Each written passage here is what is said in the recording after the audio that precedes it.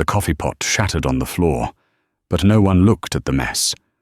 Every eye in the diner was fixed on the door, where the Secret Service had just formed a wall of black suits.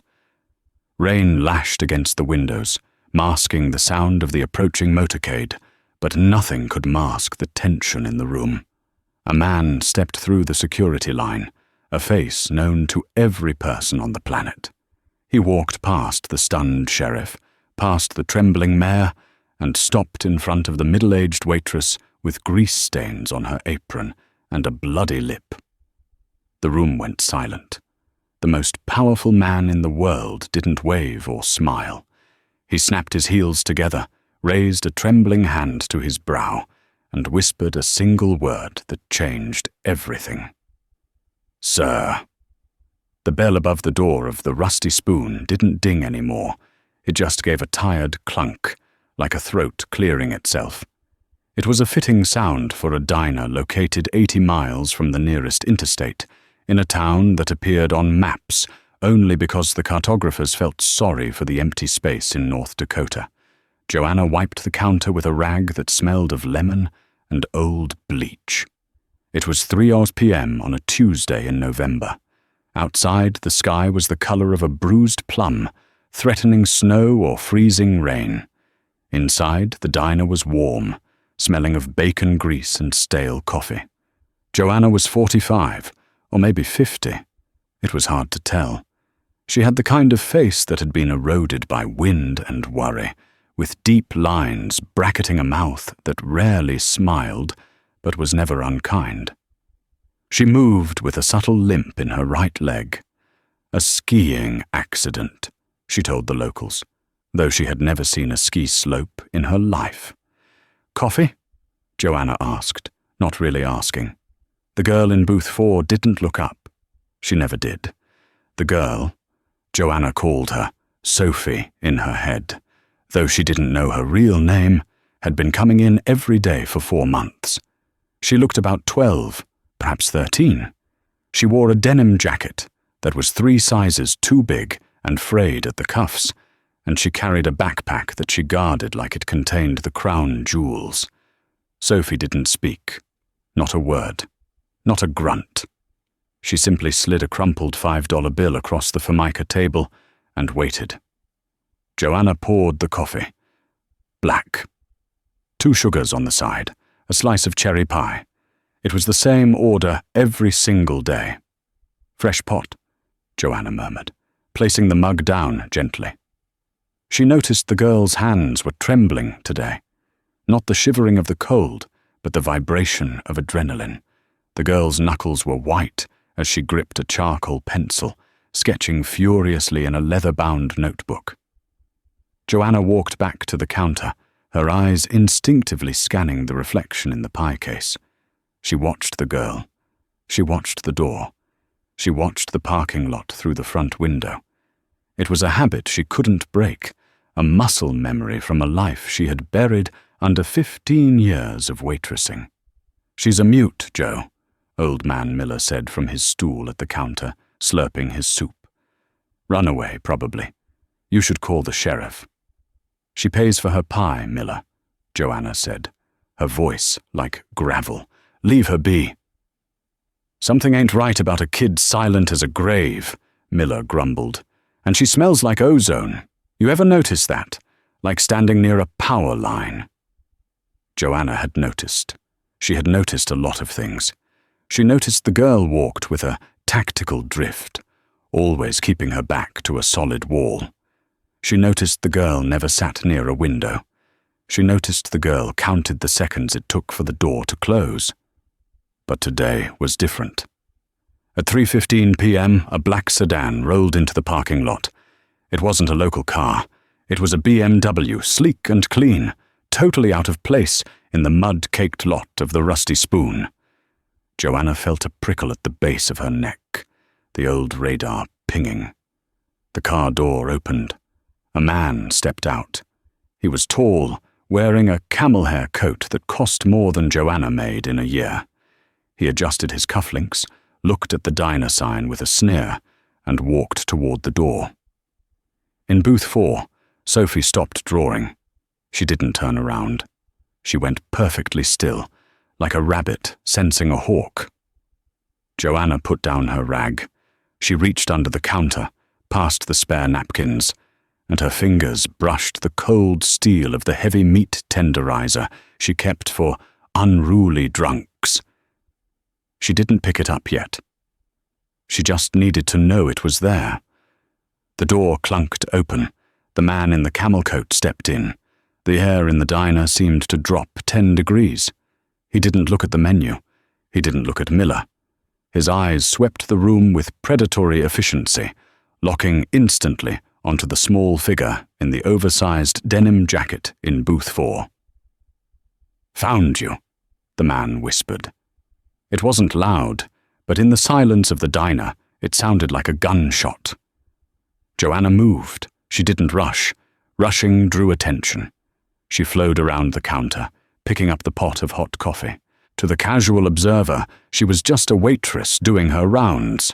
To a trained eye, she was closing the distance, removing obstacles between herself and the threat. The man in the camel coat walked toward the girl. "Little rabbit," he cooed, a European accent clipping his vowels. "You have caused Mr. Valerius a great deal of trouble." Sophie shrank into the corner of the booth. Her hands fumbled with her backpack, clutching it to her chest. Her eyes were wide, terrified, staring not at the man's face, but at his right hand, which was sliding into the inside pocket of his coat. "Hey," Joanna said. The man stopped it. He turned his head slowly to look at the waitress. His eyes were pale blue, dead and flat like a shark's. "Bring me a water," he dismissed her, turning back to the girl. "I said hey," Joanna repeated. She was 5 feet away now. "You need to order or get out. We don't allow loitering." The man laughed. It was a dry, humorless sound. "Go away, peasant. This does not concern you." He reached out, his hand grabbing Sophie's shoulder with bruising force. "Up, now. The car is waiting." Sophie opened her mouth in a silent scream, flinching away. "Let her go," Joanna said. The man spun around, annoyance flashing across his face. "You stupid cow, do you have any idea who—" He made 2 mistakes. First, he took his eyes off the girl. Second, he underestimated the woman in the grease-stained apron. As he turned, he drew a suppressed pistol from his coat. It was a Sig Sauer P226, a professional's gun. Old Man Miller dropped his spoon. The cook in the back shouted. But Joanna didn't scream. She didn't freeze. In one fluid motion, Joanna threw the pot of coffee. She didn't throw it at his face. She threw it at his gun hand. The scalding liquid splashed over his wrist and the weapon. The man howled, his grip loosening for a fraction of a second. That fraction was all Joanna needed. She stepped inside his guard, a move called crashing the line. Her left hand chopped down on his forearm, bone hitting the radial nerve. The gun clattered to the floor. Before it even hit the linoleum, Joanna's right palm slammed into the man's chin, snapping his head back. It wasn't a bar fight punch. It was a palm heel strike, designed to drive the jawbone into the brainstem. Controlled, lethal. The man's eyes rolled back. He crumpled like a puppet with cut strings, hitting the floor with a heavy thud. Silence returned to the rusty spoon. Joanna stood over him, breathing rhythmically through her nose. She kicked the gun away, sliding it under the booth. Then she looked at her hands. They weren't shaking. They were steady as rocks. The mask of Joanna the waitress had slipped, revealing something terrified and terrifying underneath. She looked up. Sophie was staring at her. For the first time, the girl's expression wasn't just fear. It was recognition. "Miller," Joanna said, her voice calm. "Lock the front door. Turn the sign to closed." Joe, you just killed a guy," Miller stammered, sliding off his stool, his face pale. "He's not dead, just sleeping. He'll have a headache for a week." Joanna knelt and checked the man's pulse. Strong. She quickly patted him down. Wallet, keys, a satellite phone, and a badge. She flipped the badge open. It wasn't police. It wasn't FBI. It was a black ID card with a silver eagle and a globe. Interpol. But it looked wrong. The lamination was too thick. A forgery. "Who are you?" Miller whispered, holding the door lock. Joanna ignored him. She turned to Sophie. "Pack your things. Check the back exit. If there's one car, there's a second team." The girl didn't move. She stared at Joanna's limp, or rather, the lack of it.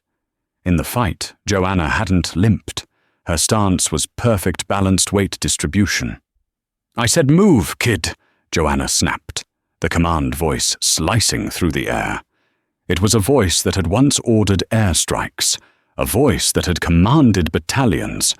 Sophie scrambled out of the booth. She grabbed her notebook.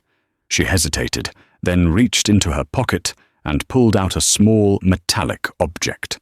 She held it out to Joanna. It was a challenge coin, heavy brass. On one side, the presidential seal. On the other side, an inscription in Latin, Nemo Resideo, leave no one behind, and a unit number, the 404th. Joanna felt the blood drain from her face. She looked at the coin, then at the girl, the world titled on its axis. "Where did you get this?" Joanna whispered. Sophie opened her mouth. Her voice was rusty, unused, barely a squeak. "My father said to give it to the ghost." Joanna closed her eyes for a second, fighting the memories that threatened to drown her. The 404th, the ghost unit. They didn't exist. They were the ones sent in when the SEALs failed, when Delta Force was too high profile. They were the erasers. And Joanna, Colonel Joanna Wells, call sign Wraith, had been their commander. Until the mission in Kandahar 15 years ago, the mission where everything went wrong, the mission where she died, or at least where the world thought she died. "Your father," Joanna said, gripping the coin so hard the edges cut into her palm. "Who is your father?" "Lucas," the girl whispered. "Lucas Kincaid." Joanna's heart hammered against her ribs. Lucas, her second in command, the only man she had ever trusted with her life, the man she had left behind in the burning wreckage of the extraction helicopter because she thought he was dead. "Lucas is dead," Joanna said flatly. "I saw him die." "No," Sophie shook her head violently. "He sent me. He said the king is coming for me, and only the Wraith can stop him." "The king?" The man on the floor groaned. He was waking up. "Miller, get in the kitchen," Joanna ordered. She grabbed the unconscious man by the collar and dragged him behind the counter, taping his wrists with duct tape she kept by the register. "Joanna, what is going on?" Miller cried. "Go!" she shouted. Miller scrambled into the kitchen. Joanna turned to the window. The rain had picked up. Through the downpour she saw headlights. Not one car. 3 large black SUVs were turning off the highway, moving in a tactical column toward the diner. "They found the tracker," Joanna muttered. She looked at Sophie. "Your backpack. Give it to me." Sophie handed it over.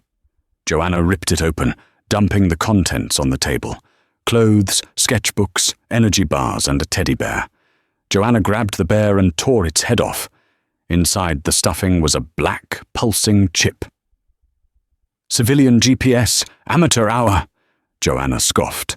She threw the bear into the microwave behind the counter and turned it on high. "That'll fry the signal." She looked at Sophie. "Do you know how to use a gun?" Sophie shook her head, tears streaming down her face. "Today you learn," Joanna said. She reached under the sink behind the counter and pulled out a false bottom. Inside wasn't cleaning supplies. It was a waterproof case. She popped the latches. Inside lay a Glock 19 and 2 spare magazines. She checked the chamber. Loaded. She handed the gun to the 12-year-old girl. 2 hands.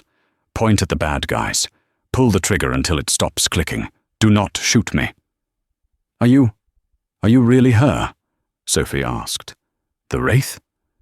Joanna looked at her reflection in the darkened window. The lines on her face seemed to smooth out. The waitress posture was gone. The eyes were cold, calculating, and dangerous. "My name is Joanna Wells," she said softly. "And I haven't been the wraith for a long time. But for tonight," she racked the slide of the Glock, "I'll make an exception." The headlights swept across the diner windows, blindingly bright. Tires crunched on gravel, car doors slammed. Joanna killed the lights in the diner. "Get down, stay low, don't make a sound." She moved into the shadows of the booths, disappearing as if she were made of smoke. The front door kicked open. 3 men entered, wearing tactical gear, night vision goggles, and holding suppressed HK-416 rifles. They moved with military precision. "Clear left," one whispered. "Clear right. Target is the girl. Eliminate witnesses." Joanna was crouched atop the pie refrigerator, squeezed into the small gap between the appliance and the ceiling. It was an impossible position for a 50-year-old waitress.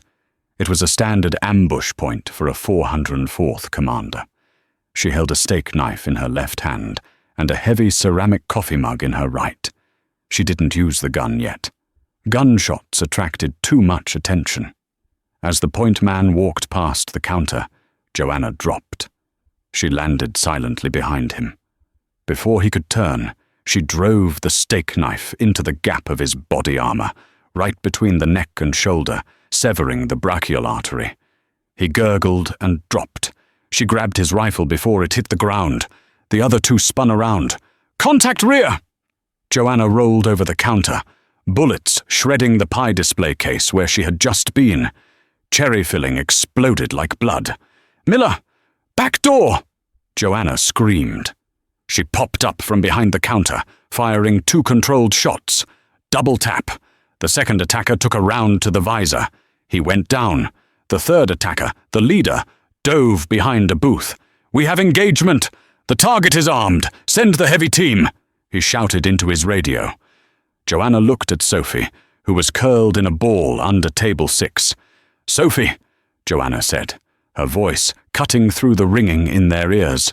"We are leaving. Now." "The back door is blocked," Miller shouted from the kitchen. "There's a van." They were surrounded. Joanna checked her ammo. 12 rounds, 3 attackers down. She counted the one in the kitchen she assumed was there. But more were coming. She looked at the sat phone she had taken from the man in the camel coat. She needed backup. But who? The 404th was disbanded. Her records were erased. She was a ghost. Then she remembered the coin, the Latin inscription. Nemo resideo. And she remembered the rookie.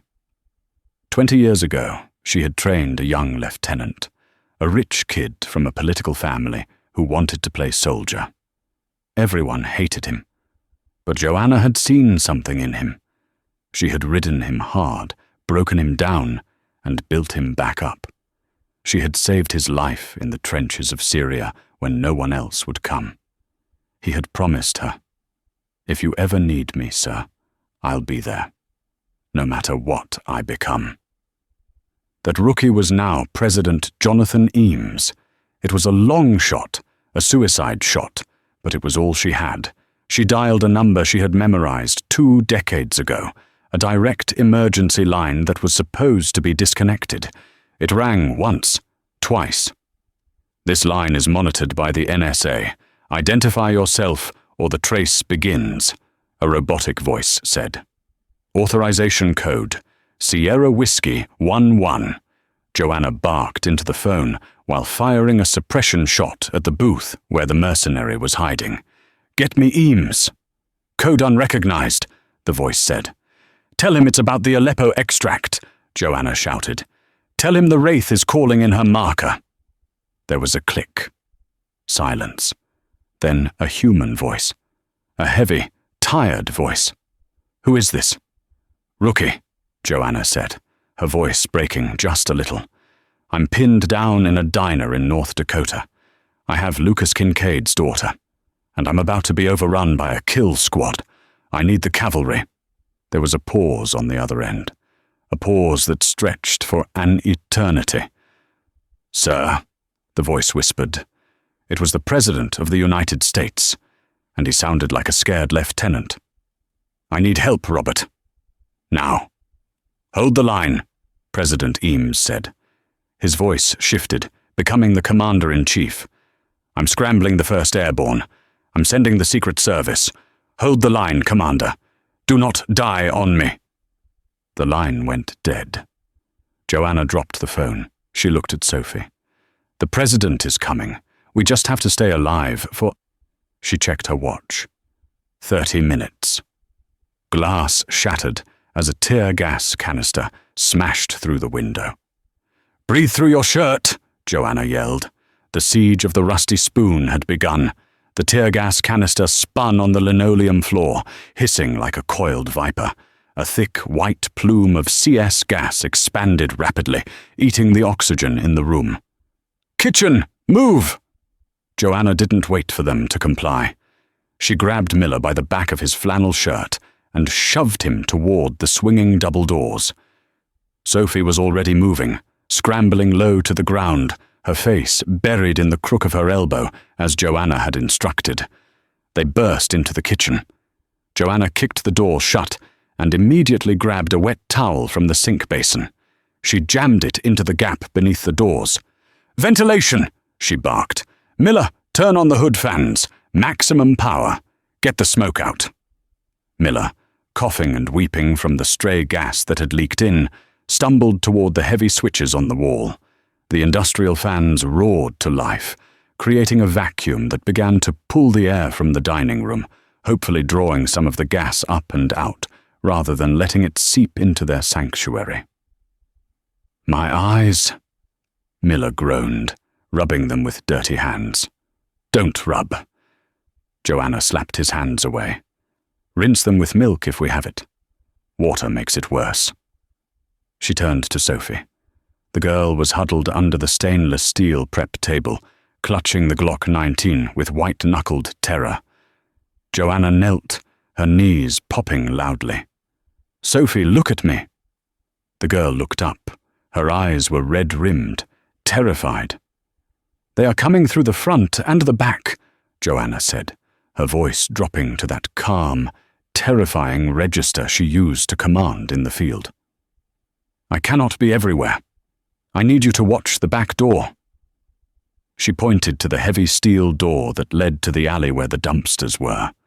It was locked, dead-bolted, and barred with a heavy steel beam, but explosives didn't care about deadbolts. "If that door opens," Joanna said, pressing a spare magazine into the girl's trembling hand, "you scream. You scream as loud as you can. Do you understand?" Sophie nodded. "Good." Joanna stood up. She grabbed a bottle of vegetable oil from the shelf and poured it across the floor in front of the swinging doors. Then she moved to the deep fryer. It was still on, bubbling at 375 degrees, a vat of liquid napalm. She grabbed a metal bucket, filled it with the boiling oil, and set it on the counter next to the entrance. Thump! A heavy body hit the swinging doors from the other side. The mercenaries were testing the breach. "Open up!" a voice shouted. "Federal agents!" "Federal agents don't use Russian tear gas," Joanna shouted back. "Come in and get some pie, boys." She picked up a meat cleaver from the magnetic strip on the wall.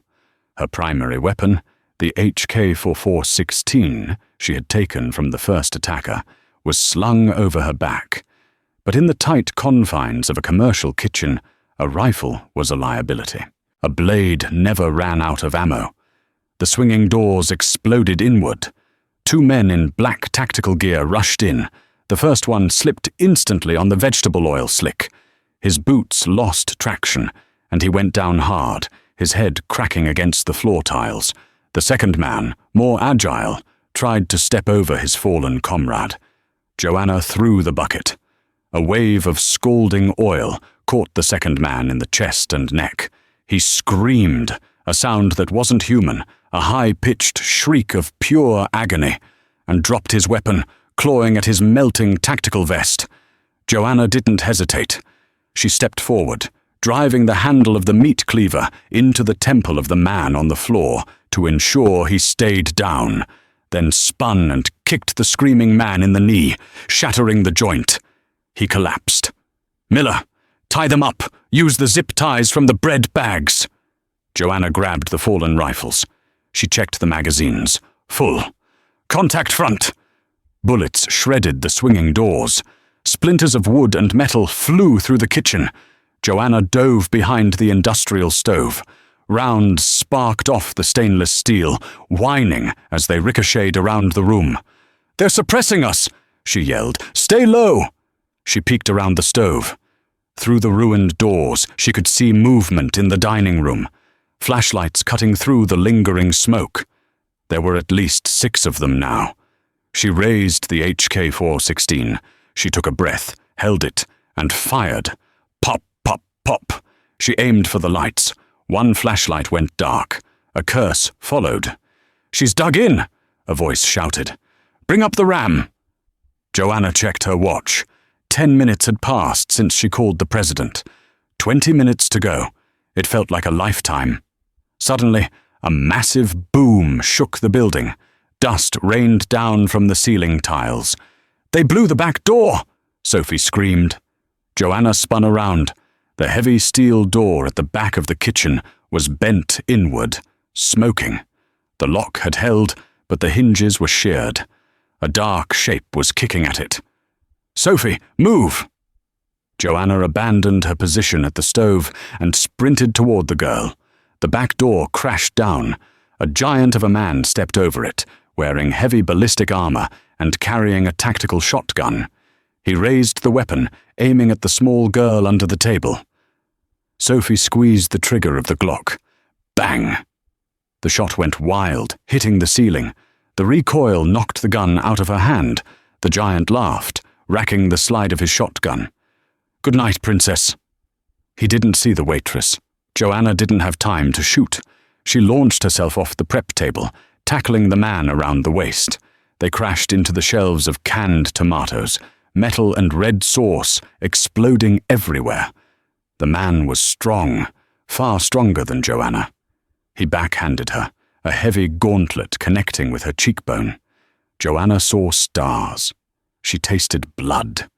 He grabbed her by the throat and lifted her off the ground. Joanna's feet kicked uselessly at the air. He squeezed, cutting off her air supply. "The Wraith," the giant grunted, his face inches from hers. "You got old." Joanna's vision began to blur at the edges. She clawed at his armored wrists, but it was like clawing at stone. She needed a weapon. She needed an advantage. Her hand brushed against her apron pocket. The pen, the cheap plastic ballpoint pen she used to take orders.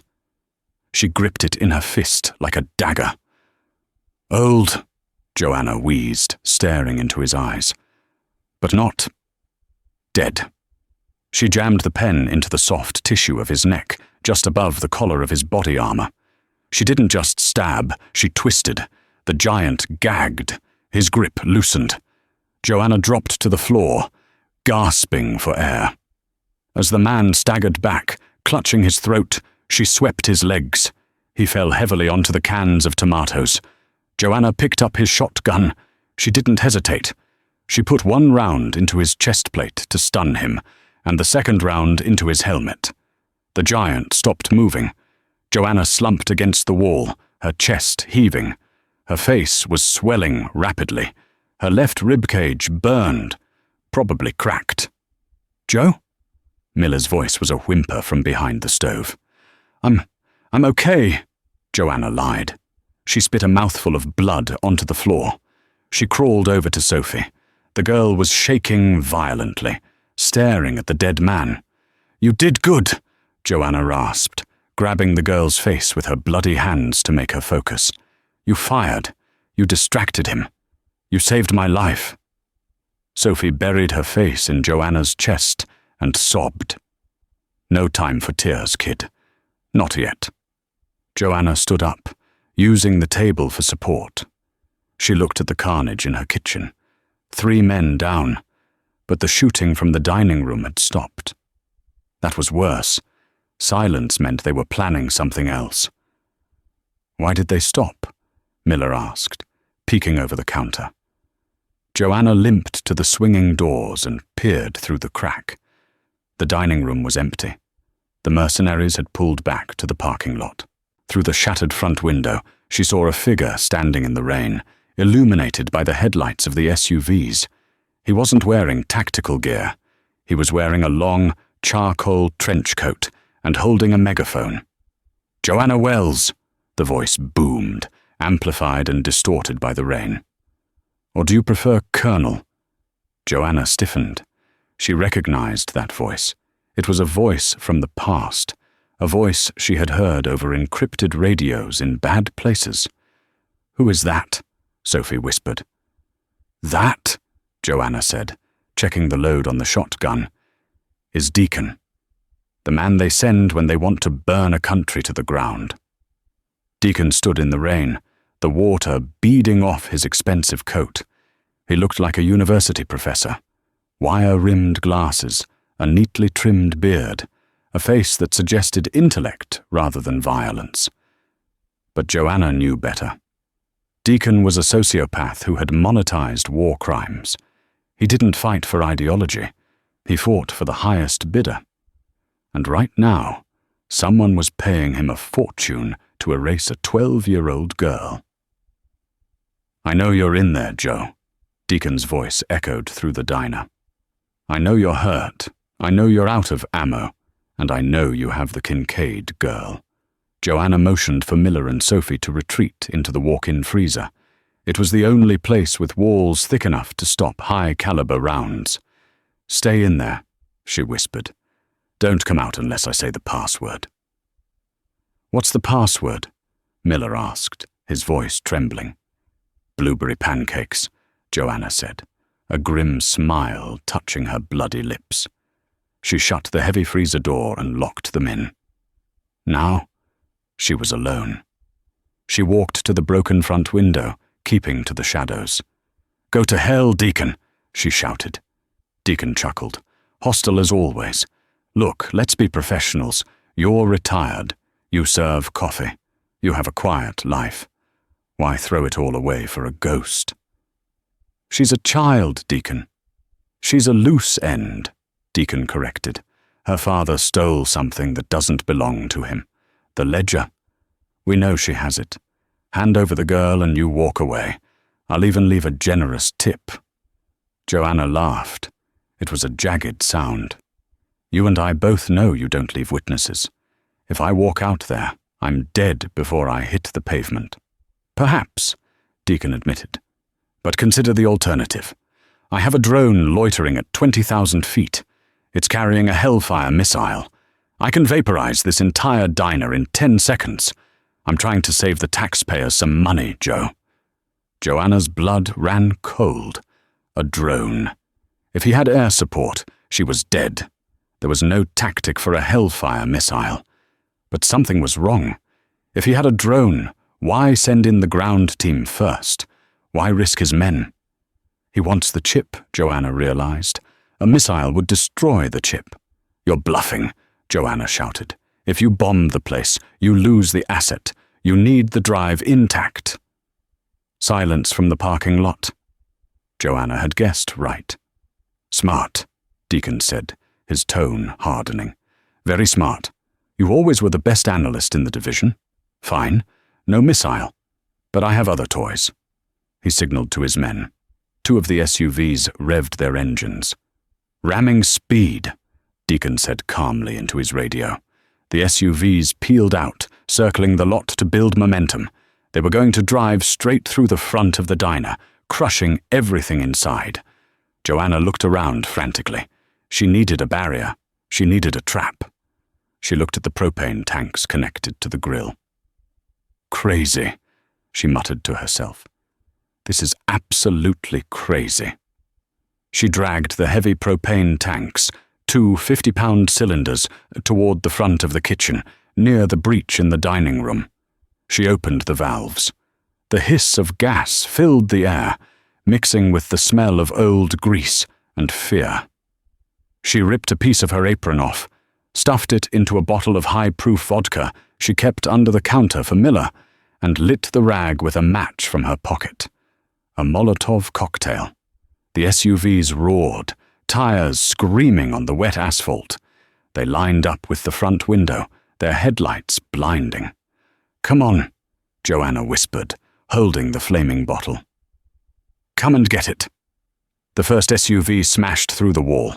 Glass, wood, and brick disintegrated. The vehicle plowed through the booths, heading straight for the kitchen counter where Joanna stood. She waited. She waited until she could see the terrified eyes of the driver, who realized, too late, that he wasn't hitting a wall, but a gas cloud. Joanna threw the Molotov. She dove backward, scrambling toward the freezer door just as the bottle hit the floor. The explosion was deafening. The propane ignited in a massive fireball. The front of the diner ceased to exist. The shockwave lifted the SUV into the air, flipping it over like a toy car. The second SUV, following close behind, swerved to avoid the blast and crashed into the support pillar of the roof. The roof of the dining area collapsed. Beams and shingles rained down, burying the vehicles and the mercenaries inside them. Inside the kitchen, the blast threw Joanna against the freezer door. She hit her head hard. Darkness swam in her vision. The heat was intense. The diner was on fire. "Joe! Joe!" She could hear Miller screaming from inside the freezer. She pulled herself up. The kitchen was an inferno. The fire suppression system had failed. Smoke was everywhere, thick and black. She clawed at the freezer handle. It was hot to the touch. She wrenched it open. Miller and Sophie tumbled out, coughing. "We have to go," Joanna choked out. "The basement. The storm cellar access is in the pantry." "The place is burning down!" Miller screamed. "I know! Move!" They crawled through the smoke into the pantry. Joanna kicked aside a rug, revealing a wooden trap door. She yanked it open. Cool, damp air rushed up. "Down! Go!" She ushered them down the wooden ladder. As Sophie descended, she looked back up at Joanna. "Are you coming?" "I'm right behind you," Joanna said. But she didn't follow immediately. She paused at the top of the ladder. Through the smoke and flames of the kitchen, she saw a figure stepping through the burning wreckage of the dining room. It was Deacon. He was singed, his coat smoking, but he was alive. He walked calmly through the fire, holding a silver revolver. He looked like a demon rising from hell. He spotted Joanna at the trap door. "You can't hide in a hole, Joanna," he shouted over the roar of the fire. "I'll bury you in it." He raised the revolver. Joanna slammed the trap door shut, just as a bullet splintered the wood. She engaged the rusty slide bolt from the inside. She slid down the ladder, collapsing onto the dirt floor of the root cellar. Above them, the fire roared, and heavy footsteps pounded on the floorboards. "He's going to block the door," Joanna whispered. "He's going to trap us in here and let the fire suffocate us." Sophie clicked on a small flashlight she had taken from the kitchen. The beam cut through the dusty dark. The cellar was small, filled with jars of pickled beets and potatoes. It was a tomb. "Is there another way out?" Sophie asked, her voice small. Joanna looked at the stone walls. "No, this is it." She slumped against a crate of potatoes. She was bleeding from her head, her ribs were broken, and her energy was gone. She had fought an army, blew up her diner, and now she was trapped underground while the building burned on top of her. She checked her watch. 28 minutes. "Where is he?" she whispered. "Where is the rookie?" Above them, the heat was intensifying. Smoke began to curl through the cracks in the floorboards above. "We're going to die here, aren't we?" Miller asked quietly. He was holding Sophie's hand. Joanna looked at the challenge coin in Sophie's other hand. Nemo resideo. No, Joanna said, though she didn't believe it herself. The cavalry is coming. Suddenly, the ground shook. Not the shake of an explosion, but a rhythmic, thrumming vibration that rattled the jars on the shelves. The dust on the floor began to dance. The noise grew louder, a thup-thup-thup sound that Joanna felt in her bones. It was a sound she loved, the sound of salvation. "Do you hear that?" Joanna asked, her eyes widening. Sophie looked up. "A helicopter?" "Not a helicopter," Joanna smiled, tears mixing with the soot on her face. "A squadron." Above the roar of the fire, a magnified voice boomed from the sky. It was so loud it shook the dirt from the cellar ceiling. "This is the United States Air Force. The area is surrounded. Lay down your weapons immediately." Joanna closed her eyes and let out a long and shuddering breath. "About time, sir." The heat in the root cellar was becoming unbearable. The oxygen was thinning, replaced by the acrid taste of smoke that seeped through the cracks of the trapdoor. Above them, the structure of the Rusty Spoon groaned, a dying beast of wood and plaster surrendering to the flames. Joanna held the shotgun across her lap, though she knew it was useless against the inferno. She focused on her breathing, forcing her heart rate down, a meditative technique she hadn't used since the caves of Tora Bora. Beside her, Sophie was coughing, a dry, hacking sound that rattled in her small chest. Old Man Miller was praying, mumbling words that were lost in the roar of the fire above and the thumping of rotors outside. Suddenly, the trap door rattled. Joanna raised the shotgun. "Stay back," she croaked, her throat raw. Someone was clearing the debris from the hatch. Heavy boots stomped on the burning floorboards. A crowbar smashed into the wood, splintering the locked slide bolt. Joanna clicked off the safety. If it was Deacon, she would take him with her. The hatch was ripped open. A blinding beam of light cut through the smoky darkness. It wasn't the yellow flicker of fire. It was the crisp, white LED of a tactical light mounted on a rifle. "Clear left! Clear right! Hole in the floor!" a voice shouted. It wasn't Deacon's cultured European drawl. It was the sharp, clipped accent of American military precision. "Identify!" Joanna screamed, shielding her eyes. "United States Secret Service, counter-assault team," the voice bellowed back. A masked figure peered down the hole, looking like a terrifying insect in full chemical biological gear. "Is the package secure?" Joanna lowered the shotgun. She slumped back against the potato sacks, the adrenaline crashing out of her system. "The package is secure," she whispered. "Get us the hell out of here." Strong hands reached down. They were pulled up, one by one, into the ruins of the kitchen. The scene that greeted them was apocalyptic. The roof was gone, open to the stormy North Dakota sky. The walls were jagged teeth of charred wood. The rain hissed as it hit the hot coals of what used to be the fry cook station. But it was what lay beyond the walls that stole Joanna's breath. The diner was surrounded. It looked like an invasion force. 3 Apache helicopters circled low, their searchlights pinning the wreckage to the mud. A perimeter of Humvees and black SUVs formed a steel ring around the property. Soldiers in full combat rattle, rangers, by the look of their patches, had weapons trained on a figure kneeling in the mud. It was Deacon. The terrifying hitman, the man who had burned villages, was on his knees, his hands zip-tied behind his back. He looked small, defeated. A laser dot from a sniper rifle danced on his forehead. "Move! Go, go, go!" The counter-assault team, CART, hustled Joanna, Sophie, and Miller through the mud. They didn't take them to the ambulances. They took them toward a massive helicopter that had just touched down in the middle of the highway, its rotors slicing through the rain. It was a VH-3D Sea King, Marine One. The side door of the chopper opened. A ramp descended. Joanna limped. Her leg was screaming in agony. Her ribs were grinding together, and half her face was swollen shut. She looked like a wreck. She was covered in soot, grease, blood, and vegetable oil. She stopped at the bottom of the ramp. She tried to straighten her spine. She tried to wipe the blood from her lip. A man stepped out of the helicopter. He wasn't wearing a suit. He was wearing a bomber jacket with the presidential seal on the breast. He looked older than Joanna remembered.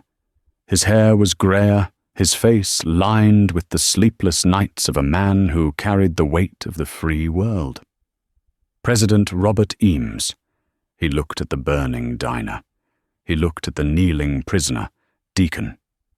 And then he looked at the woman standing in the rain. The Secret Service agents moved to intercept Joanna, to pat her down, to follow protocol. "Stand down!" Eames shouted. His voice cracked with an emotion that wasn't in the briefing. The agents froze. Eames walked down the ramp. He walked right into the mud, ruining his polished shoes. He stopped 3 feet from Joanna. For a moment, the world went silent. The rotors seemed to hush. The soldiers watched. The press, who were being held back a mile away, zoomed in with their telephoto lenses. Joanna Wells, the waitress who served coffee for tips, looked the president in the eye. "You're late, rookie," she whispered. President Eames didn't smile. His chin trembled slightly. He stood up straight, snapping his heels together with a sharp click that was audible even over the rain. He raised his right hand, fingers stiff, palm flat, in a perfect rigid salute. He held it. He didn't drop it. "I came as fast as I could, sir," the president said, his voice thick with tears. Joanna stared at him. The sir. The title of respect. He wasn't greeting a waitress. He was saluting his commanding officer. He was saluting the ghost who had saved his soul in the desert 20 years ago. Slowly, painfully, Joanna raised her hand. Her fingers were blooded, her arm heavy as lead. She returned the salute. "At ease, Mr. President," she said. Eames broke protocol completely. He stepped forward and wrapped the dirty, bloody waitress in a bear hug, burying his face in her soot-stained shoulder. "I thought you were dead," he whispered into her ear. "For 15 years, I thought you were dead." "I had to be," Joanna replied, patting his back with her good hand. "To keep you all safe." Eames pulled back, keeping his hands on her shoulders.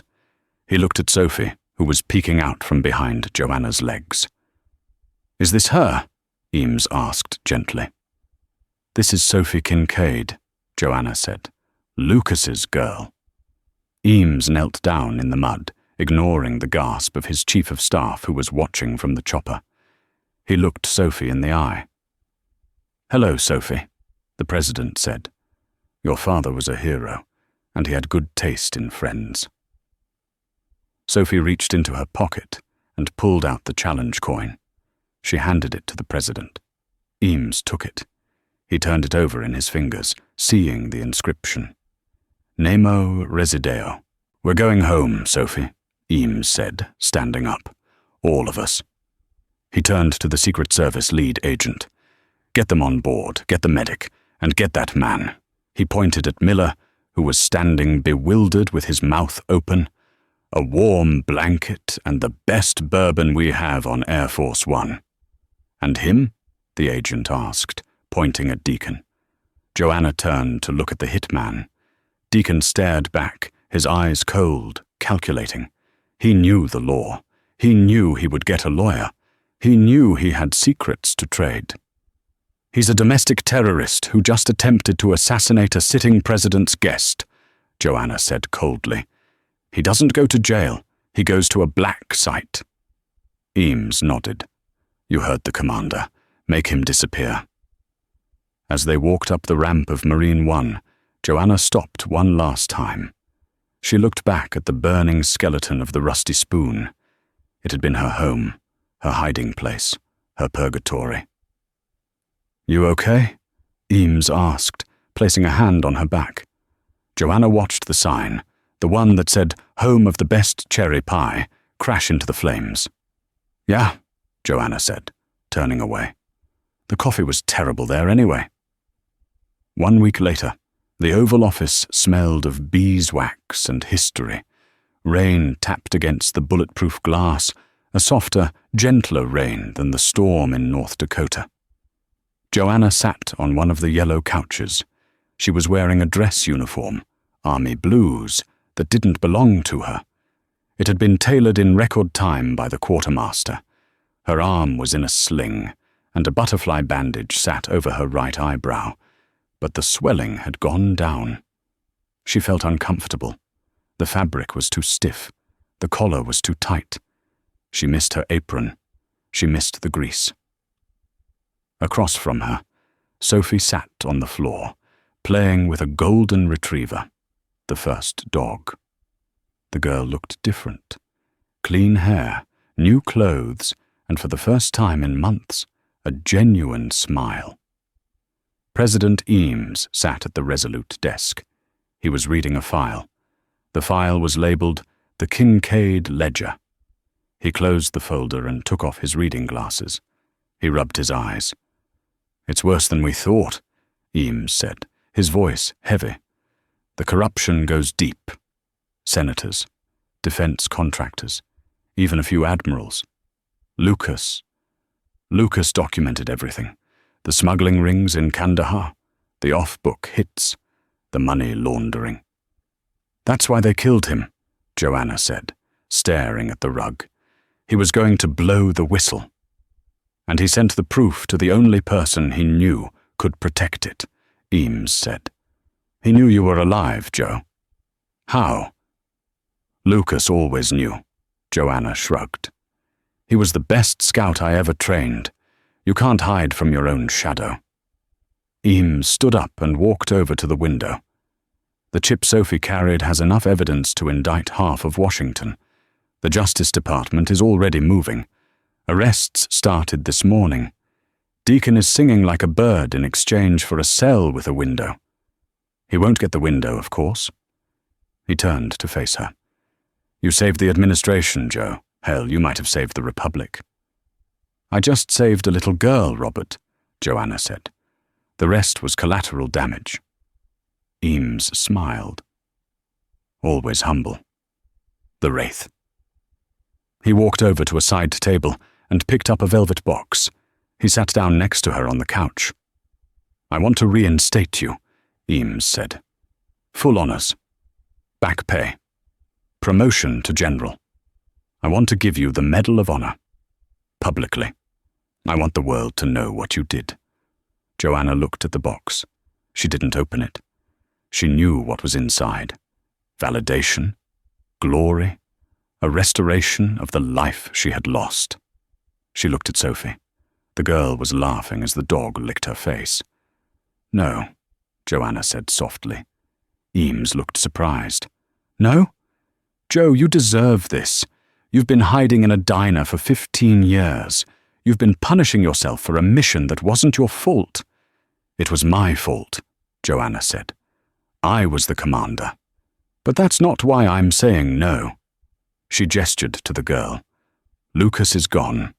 Her mother died when she was a baby. She has no one, Robert. If I take the medal, if I put on the uniform, I become property of the US government again. I become a symbol. I become a target." Joanna stood up. She walked over to the girl. Sophie looked up, her eyes bright. "I don't want to be a general," Joanna said, looking back at the president. "I want to be a guardian." Eames looked at her for a long time. Then he smiled. It was the smile of the rookie who finally understood the lesson. "Civilian life," Eames mused. "It's a tough adjustment." "I'm a quick learner," Joanna said. "She'll need a place to live," Eames said. "And an education, and security." "I have some savings," Joanna said. "Tips were good," Eames laughed. "Joe, you just handed me the keys to cleaning up the government. You think I'm going to let you live on tips?" He walked back to his desk and pulled out a different file. He slid it across the coffee table. "It's a deed," Eames said. "A ranch in Montana. 3,000 acres. Secluded. Secure. It was seized from one of the contractors implicated in the ledger. It belongs to the state.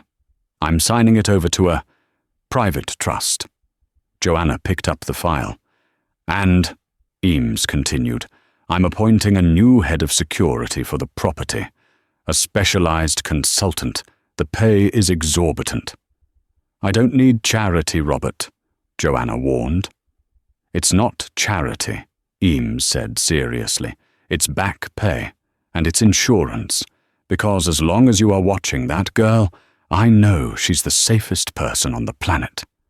Joanna looked at the deed. Then she looked at Sophie. "Hey, kid," Joanna said. Sophie looked up. "Yeah? How do you feel about horses?" Sophie's eyes went wide. "Real horses? Real ones, not the ones drawn in your book." Sophie scrambled up and hugged Joanna around the waist. It hurt Joanna's broken ribs, but she didn't flinch. She rested her chin on the girl's head.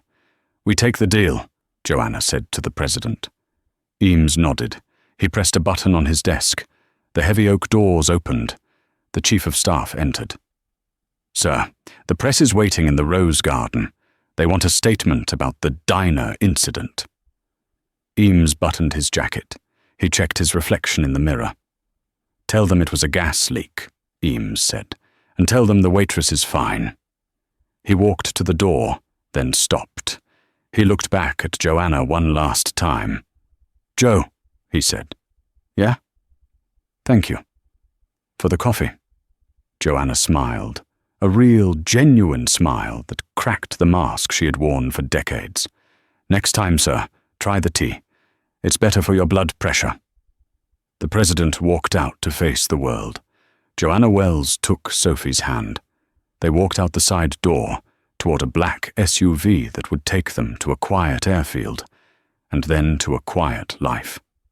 She wasn't the wraith anymore. She wasn't the waitress. She was just Jo. And for the first time in a long time, that was enough. And that is the story of how a simple act of kindness, serving coffee to a silent girl, revealed a hero the world had forgotten. Joanna Wells thought her war was over, but she learned that the most important battles are the ones we fight for the people we love. It makes you wonder, doesn't it? The person pouring your coffee, the janitor in your building, the quiet neighbor next door. What stories are they hiding? What battles have they fought so you don't have to? If this story kept you on the edge of your seat, or if that final salute gave you chills, please hit that like button. It helps us share these stories with more people.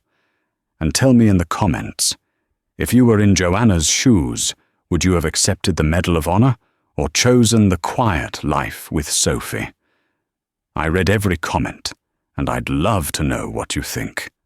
Don't forget to subscribe and ring the bell so you never miss a story. We have a new thriller coming next week that involves a lost watch and a secret beneath the Antarctic ice. You won't want to miss it. Thanks for watching, and stay safe out there.